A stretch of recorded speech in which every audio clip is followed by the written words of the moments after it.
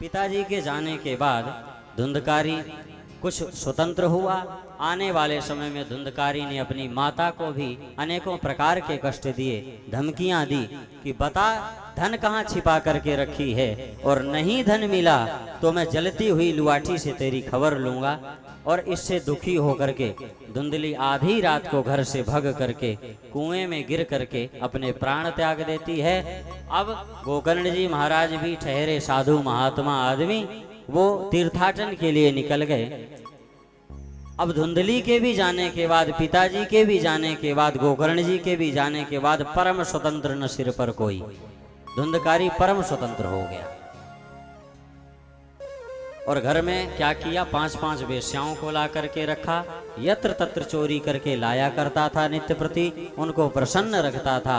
और उन वेश्याओं ने एक दिन विचार किया कि यह कोई सरकारी जॉब भी नहीं करता है, सरकारी सर्विस भी नहीं है, कोई कारखाना भी नहीं खोल रखा है, कोई फैक्ट्री भी नहीं है, फिर यह इतना धन लाता कहाँ से है।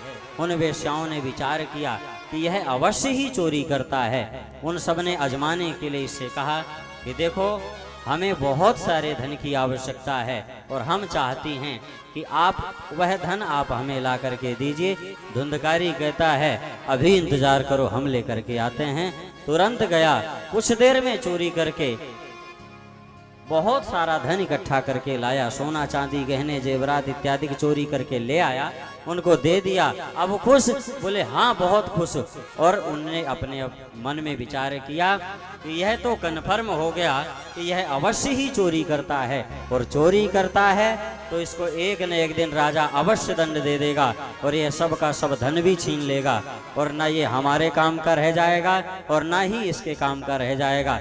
इन्होंने विचार किया, वेश्या स्त्रियों का कोई भरोसा नहीं होता महाराज। ये कैसी होती हैं पता है, नहीं कश्चित प्रियः स्त्रीणाम मज्जसा शेष सात्मनः हृदयं क्षुरधाराभं स्त्रीणाम को वेद चेष्टितम। कहते हैं ये बोलने में बड़ा मीठा बोलती हैं, ऐसा लगता है कि साक्षात अमृत ही टपक रहा हो इनकी वाणी से। और भरोसा तो ऐसे दिलाएंगी कि जैसे तुम्हारे माता पिता भी नहीं दिलाए होंगे। और बोले हृदयम, इनका हृदय कैसा होता है, ये अंदर से बड़ी कठोर होती हैं। बाहर से दिखाने में जितनी कोमल होती हैं, यह अंदर से उतनी ही कठोर होती हैं। कैसी, बोले हृदयम छुरधाराभम, इनका हृदय जो होता है वो छुरी की धार के समान होता है। स्त्रीणाम को, ऐसी कुलटा स्त्रियों का भेद कौन जान सकता है। बोले महाराज उन स्त्रियों ने विचार किया कि इसको मरना तो है ही है, तो क्यों हम इसे ना मार डालें, और जो कुछ भी धन इकट्ठा है यह सब लेकर के हम यत्र तत्र कहीं चली जाएंगे।